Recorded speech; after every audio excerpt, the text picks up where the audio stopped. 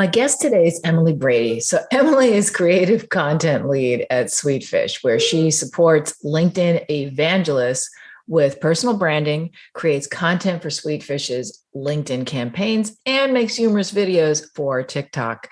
In today's episode, we talk about how to use humor in B2B marketing, what's appropriate, what's not. And we also try quite unsuccessfully to answer the question, why is humor not the same for men and women? Emily also has an unhealthy obsession with gluten-free donuts, and she's always on the hunt, but rarely successful. Let's jump right into this convo. Okay, great. Well, I'm so happy to have you here, Emily. This is my treat of the day because anytime I can talk about humor it just makes my day. So thank you so much. I love that. I'm so excited to be here. I'm so excited to talk about this. It's not something I get to talk about a lot because I'm usually talking more about marketing, and I imagine you probably don't get to talk about it a lot either. So I think it'll be a fun conversation. Yeah. And what's interesting is I did a poll recently on LinkedIn, and I asked people, if they think that humor is appropriate for B2B. And what was funny, no pun intended, well, pun intended, I guess, is that 86% of like the 300 people that replied said, yes, I want humor. But yet, and the people that didn't, most of them said, well, it depends. Obviously, you have to know your customer and who you're talking to. But every single person that I've spoken to directly about, do you use humor in your marketing and how do you do it? They're all afraid of it. The answer I usually get is, I don't know. I have to kind of be careful with it. Yeah. Is it that people take you less seriously? Does it distract from, professionalism? Why do you think people are nervous about it in B2B? I think there's that fear that you'll be taken less seriously. I think that a lot of it too is just experimenting with your voice, and experimentation can be kind of scary. So like for Sweetfish, I'm doing social media, and humor is such a part of who I am. And so it is a lot of my own brand, but it kind of, people know that I work for Sweetfish and we have a fun team anyways. But I think a lot of people are representing an entire brand, and that's a little bit scary. And just because I think a big part of why people don't do humor is because they don't know how, like there's no framework for how. And humor can be so many different things, and people can interpret humor differently too. So I think that's a little bit scary, and you do have to know your audience because it's not appropriate for every brand. But I think if you're willing to experiment a little bit and dive into how, then that's a good place to start.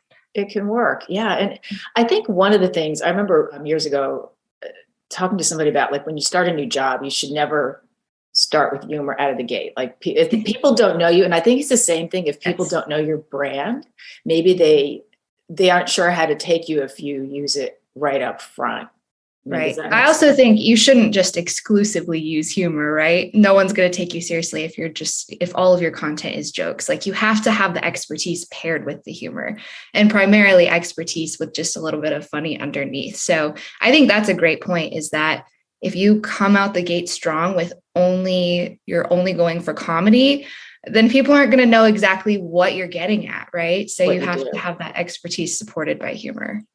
The only exception I have to that is when I go to the dentist. I joke constantly because I'm nervous. I don't want to be there. And my last dentist I had was actually a wannabe stand-up comedian. So we would swap jokes. I'd go in and he'd say, hey, did you hear, have you listened to? And he would start talking about like different, and he'd do impressions. And after a while, I got annoying. Wow. It's like, just get my teeth done. Okay. But it lightened the whole atmosphere, and so it made it like not as scary. And so in B2B, so what purpose does humor serve in B2B? Is it that similar thing where it can lighten up a serious subject, or? Yeah, I think that's true. I think B2B is becoming more and more similar to B2C. And, everyone says it's human to human, right? Yeah. We hear that over and over again. And that's the truth, is that people, they don't want you to talk to them like you're a robot. And so I think really it's a good strategy for engaging people you want to have personality and to be memorable as well. Like, we remember those brands that use humor, especially like you think of Twitter and you think of like Wendy's on Twitter or Moon Pies on Twitter, and you remember that kind of stuff. And those things get shared more because it's obviously resonating with people. So I think for B2B brands, like, you just want to have that personalization and you want to be more engaging with your audience. It's interesting you said about being like personal, because I was reading an article in like Psychology Today, and they were talking about, they said, what makes a person boring? And I thought, this is interesting. And one of the big things was a lack of sense of humor. Did you ever like joke with somebody and they just don't get it, or they look at you like you're crazy, It's the worst. Yeah. Yeah. And we all had those conversations with people where they just they seem to have no personality. And I think a big part of it is just having like being able to take things lightly, and obviously, according to the situation. But even brands like Apple, their ads, and this is what the rule is with copywriting, is the headline is usually not necessarily humorous, but very clever. Yes. But then the rest of the ad is, let's get down to, the features and what we really have to offer. Well, and that's the thing, is humor takes so many faces. It looks different in so many ways. And clever is a really good way to put it, because you could be straight up funny. You could be slapstick funny. You could be clever. And I think Apple does do that well. And there are a lot of brands that do that well, to where you're creating this sort of a gap, and then you're connecting it with the joke. And people are like, oh, I get that. Like, it makes you feel like you're a part of the joke, and everyone wants to be on the inside. Right. And so I think that makes your brand, you're going for likable, trustable. And I think that contributes to it. And I know, especially you look at like traditional advertising, the copy on those ads that is clever and makes people go, I get that one. That's what resonates really well. Yeah. And it does bond people. Like, I know personality wise, like that my friends call me when they need a laugh, and they know that I'll deliver. I mean, it happens. And somebody recently on LinkedIn, I forget who it was talking about but it was something about humor and how like, just we're so afraid of using it, and so, well, what would you think if a company, is starting out, or they want to start using humor, and what kind of advice would you give them? Say it's a TikTok, because I know that's your specialty. Sure. So, well, I think to narrow it down even more, you're going to need someone in your company who can take charge of that initiative, whether it's they're probably, on your marketing team and probably social media. And I think that person in charge of that role just has to be confident enough to take risks, as well as humble enough to admit when something doesn't work out. But I think to be humorous, you have to be observant, first of all. And I know right before this, we had talked about Nate Bargatze. You were telling me about him. And I actually went and I watched his special on Netflix because of you. And he does this, like, he's so funny in like such a deadpan way, but it's because he just observes the things around him. Like, he's telling a story about, Starbucks or whatever. Yeah. And it's not like wildly out of the blue. It's just an everyday story. So I think if we can make observations and then poke holes in those observations, that's a really good way to do humor in B2B specifically. I also think personification works really well. Like, Todd Clouser on TikTok does a great job of this. He does a series of like, if B2B marketers did rom-coms or something, and so personification is good. And I think really asking what if, like, that's a fun way to come up with humorous content, is like, what if this happened and then this happened? And you just kind of use your imagination and play with it. I think that's important. And your audience is going to fuel that content as well, because they're going to engage with your content and they have humorous things to say about it, or humorous takes on something. So I think those are a couple of strategies that work really well. Yeah, I remember the first time I saw one of your TikTok videos, it was if Napoleon Dynamite did marketing. Was that one of your first ones that you did like that? That was a very early one, yes. And you had that stuffed animal on your head to like mimic the red hair. That I was dying, because I'm a huge fan of Napoleon Dynamite. So that movie, like, are you a big fan? Is that I do love that movie. I think you have to be also willing to look a little bit silly sometimes. Yeah. And I just went for it, and I was like, this feels ridiculous, but let's see what happens. And something that I try and do a lot in my content is like parodies of things. So I take the content that like inspires me in everyday life, or that I think is funny, like maybe it's an SNL skit or maybe it's a movie, and then think, how can I incorporate this into the work that I do every day? And that's resonated pretty well with people. And I think there's not really a lot of original content these days. Like, I don't think you can really come up with a lot of original stuff. It's really all just like variations of stuff that exists already. Yeah. So that's a good place to start too. But the observational humor, I mean, what makes it easy though is everyone can do it just by paying attention. Like I'm at my gym and I go to Planet Fitness and they had a sign up. I'm doing cardio. I'm looking at this huge sign up and it says, no lunk hits. They have a lunk alarm. I don't know if you've heard of this thing where if you're like, they don't like people who are like real hardcore bodybuilders in the gym. They're saying we're non-judgmental. And the whole thing was it's a huge sign. It's on the whole wall. And it says, no lunks allowed. If you're wearing, no wearing like string t-shirts, carrying around a gallon of water and judging people, you're a lunk. And I thought, well, aren't you judging them? And like, that stuck with me. And I said, this is the most judgmental thing I've ever heard in my life because it went on with this whole thing. Yeah. And so just things like that. It's like, that's funny to me. That is funny. That's a really keen observation too. I love that. Well, because I was almost accused of being a lunk the other day because I had my gym bag on the floor, which the gym I used to go to allowed them. So I had, it's a small knapsack. It wasn't like a huge thing. And I had it on a bench and this young girl that works there came up to me and she said, I'm sorry, but you have to there's no bags on the floor. And first I didn't know what she was saying because I had it on a bench, like it wasn't on the floor, but she meant just out on the gym. And I said, but it's just a small thing. And then we went back and forth a couple of times. And I thought, okay, this is almost becoming an argument. So let me just listen. So I put it away, but then I saw that sign later. I'm like, oh, she probably thought I was a lunk, like was she about to throw me out because I wasn't cooperating? Right. Well, honestly, things happen to us every day that are pretty funny if we just think about them. Like, especially when we're interacting with other people, there's always these cues and these signs and miscommunication and whatever that may be. And probably something funny is happening in every interaction if you're just paying attention to it, right? Oh, yeah. So, especially at the gym, which is where I have most interactions because that's the only time I get out of the house. No, I love that story too. And I love that we bond over this because I also love going to the gym and that stuff happens to me all the time, especially as a woman in the gym. Stuff happens to you all the time. That's just funny or strange. So the stories that I could tell you. I mean, it's just because I've been working out for so many years. It's just, and the thing that I love about the gyms, everyone is reduced down to shorts and t-shirts or their workout outfit. They could be a PhD research scientist, or they could be, they could have any occupation and you don't know because no one's wearing any sort of, outfit that's going to give them away. Right. No one works out in a police uniform. I mean, as far as I've seen, maybe, I don't know. I haven't seen anybody. It doesn't sound very comfortable. No, all that, seems like it wouldn't be something you want to sweat in. But, and why is it that women so use TikTok, there's more men like this morning, speaking of the gym. So while I was on there on the bike and I just got bored with music and I put on TikTok and I just started watching all the stand-up. And once you start watching one, they feed you more. So it was just all the stand-up. And I don't think there was a single woman in that whole flow. So why do you think that is?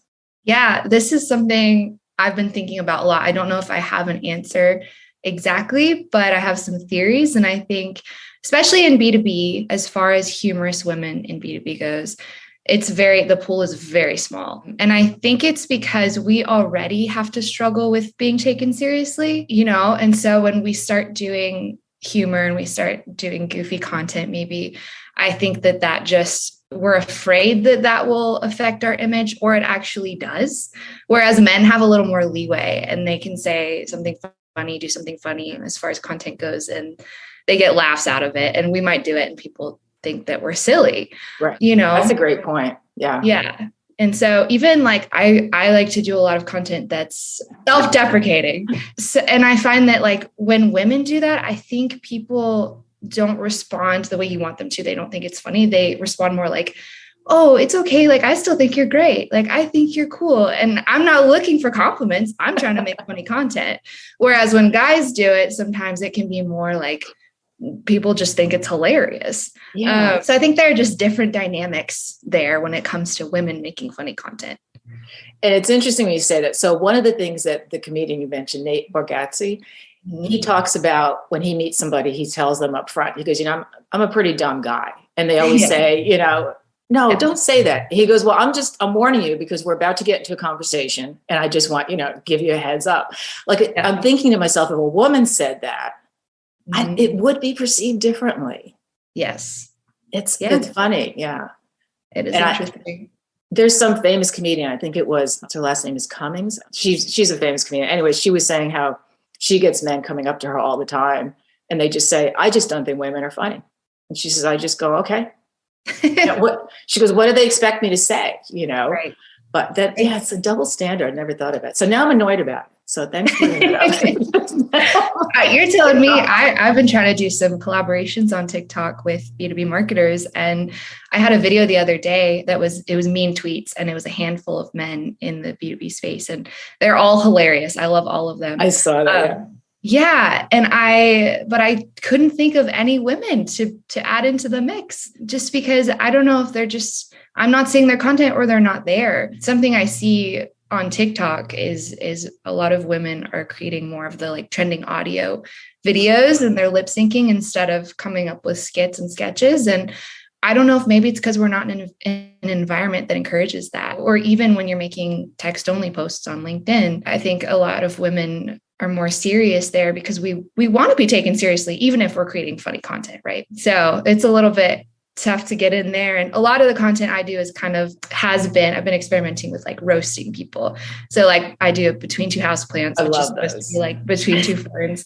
And I wonder if it was reversed, if someone was interviewing me, if they'd pull punches a little bit just because I am a woman. I don't know, but I do think about it sometimes.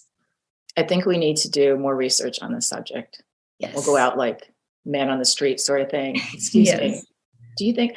Because I have heard that before with comedians, and it's great. Now I'll be ruminating on this for the rest of the day, like how much it's bothering me that. Yes, you and me both. But so how do you come up with ideas? Like we talked about observational humor.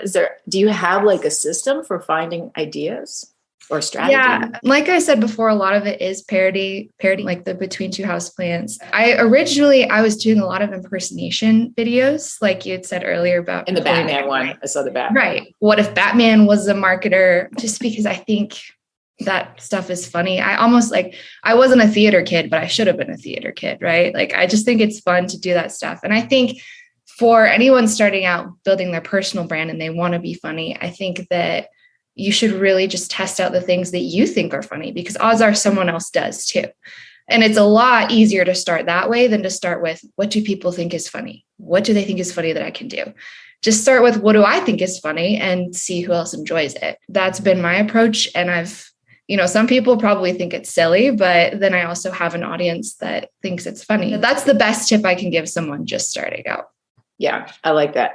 And also, I wonder if it's I was going to say an age thing, but I don't think it really is. But I do think, and this was something that was the post I was trying to come up with earlier, is having a sense of humor a natural ability? Because I think that it is. Like, I have always laughed. Like, as a kid, I was teased so much. And even by teachers, I remember them telling me to pipe down. And now it's like, I see it as an advantage, as a positive. But back then I was teased like, oh, you're always laughing. I really think that it's a good, positive trait. But do you think that people have a natural ability? Like when we were talking about observational humor, I mean, the same situation could happen to a bunch of different people, only some people will pull out what's funny about it. I do think a lot of it is natural. I think I'm not as funny as a lot of people are, and I don't know how they do it. Like, they just naturally are that way. I think you can learn to an extent and you can try to an extent, but if you're not enjoying it, if you're not naturally funny and you're trying to do humor because you think you have to, and you're not enjoying it, I think that really comes across. I've always been more like creative. I use the creative side of my brain a lot more than the analytical side of my brain. So I've always dabbled in like writing music and photography and just writing in general and video. And for me, it feels very natural. I also am generally not afraid of what people think of me. So if I say something stupid, then I just brush it off and I have a good story to tell later. Right. But I know that that's not everyone's like that. So I think to an extent it's a natural thing. I think, and this is how I responded. I think it might've been Chris Bogue who I posted about this, but I said, my favorite people are those that have a sense of humor but aren't funny themselves. Like, I have friends that are they're perfect, like, for delivering lines. They don't even know they're delivering. It's like, and I just play off of them. and they're laughing, as long as they see it as funny, I think that's fine. But they're not funny themselves, but they appreciate it. No, I love that too. And I think that's the beauty of the human race, is that we're all different in our personalities, you know? Yeah.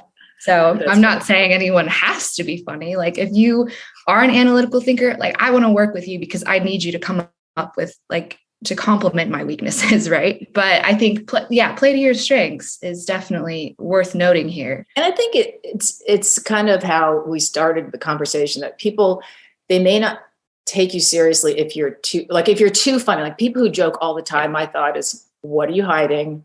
Why are you? Because you find out a lot of these professional comedians have a lot of like serious psychological issues, and they're battling depression, or and so when I hear somebody all the time, and I don't really know anybody offhand that does that, but when you hear of that, it's like, can you ever be straight? I mean, because I'm very serious about my work, but yet when I write on LinkedIn, how I weave humor into things is I'll put a line or two that the people who are looking at it, like I've had people say, oh, that's hilarious, but you could also gloss over it and just look at what the serious part of my post was.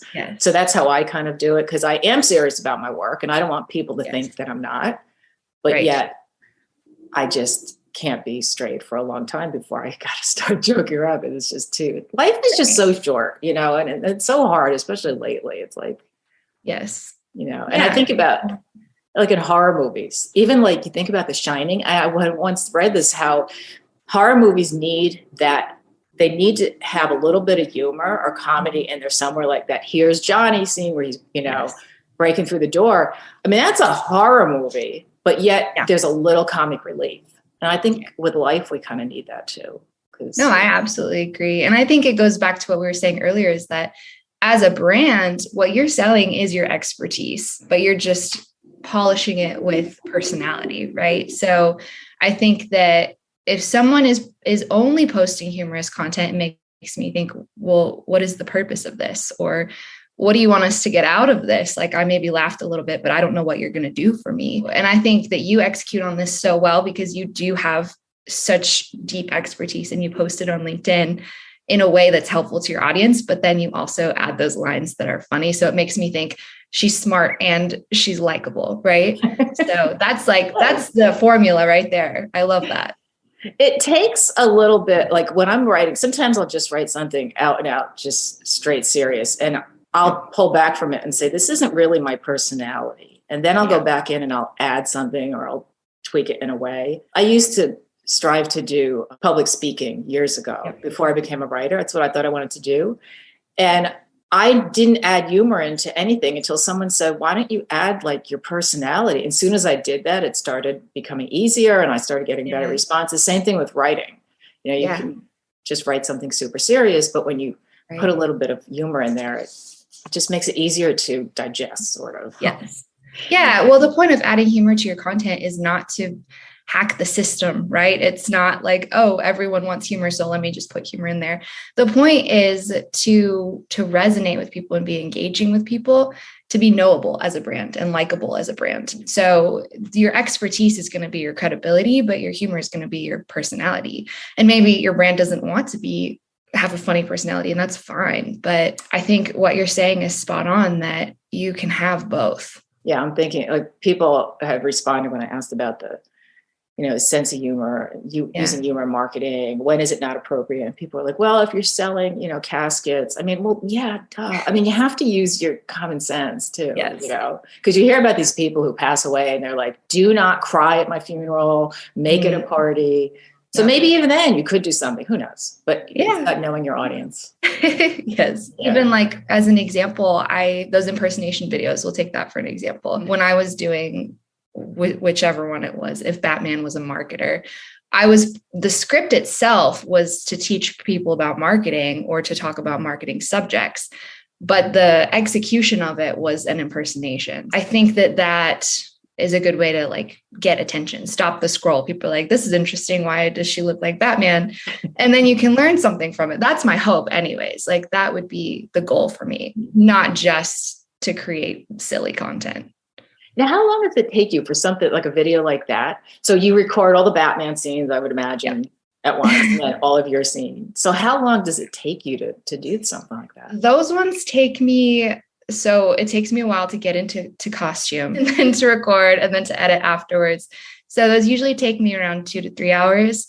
I remember I did one with all of the Avengers in one video. That one took me like 5 hours to just change between each of them. And I got a really good engagement from those. So it was worth it for me, but I don't actually do those ones anymore just because A, I needed to save some time, and B, I just started having these other ideas. So yeah.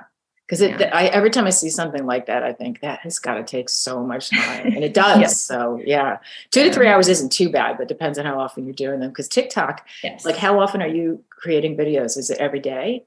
My goal is 3 times a week, especially and I mix in like those short lip syncing ones that might take me 5 to 10 minutes to make, and then an actual sketch that would take 2 to 3 hours. Yeah. So I always was curious with the lip syncing, like how does that work? Because a lot of people do those, and they do them with comedians. How do you coordinate that? Well, you just have to find the sound, and usually it's a sound that is like it's trending on TikTok. And so a lot of people are using it, which means a lot of people are searching it and are going to view your video. But all you have to do is just pick the sound, hit record, and then speak over it. So it looks like you're saying those words. So those ones are really easy. And I always encourage people starting out on TikTok, if they want to go for entertaining content, to just find some of those and practice with them, because they're so quick to execute, and then find some way to make original content from there. Yeah, because there's a lot you can do there. But okay, awesome. Is there any final words of advice you would give to someone who wants to add some humor into their marketing, whether it's copy or videos? Yeah, I would say to consume what you want to create. So if you're going for funny content on LinkedIn, maybe it's text only, like follow someone who's a copywriter, follow someone who's a content marketer who has humorous content, and see what they're doing and see what works. And then take that, and I don't want to say copy it because you have your own unique voice, but to use that for inspiration. And then same thing for, whether it's Twitter or Instagram or TikTok, to just consume that before you start creating, and then you'll develop your voice from there. So that's a good starting point, and just have fun with it, honestly, because humor is fun. So if it's stressing you out, then maybe you need to switch your strategy. Exactly. Yeah, it shouldn't be stressful, that's for sure. Exactly. Well, awesome. Where can people find you if they want to learn more about what you do? Yep. They can find me on TikTok at mdebrito-brady, or they can find me on LinkedIn at Emily DeBrito Brady. Great. Well, thank you so much for taking the time to talk to me today. This has been great and very fun interview. So thanks. Thanks, Linda. I had a great time.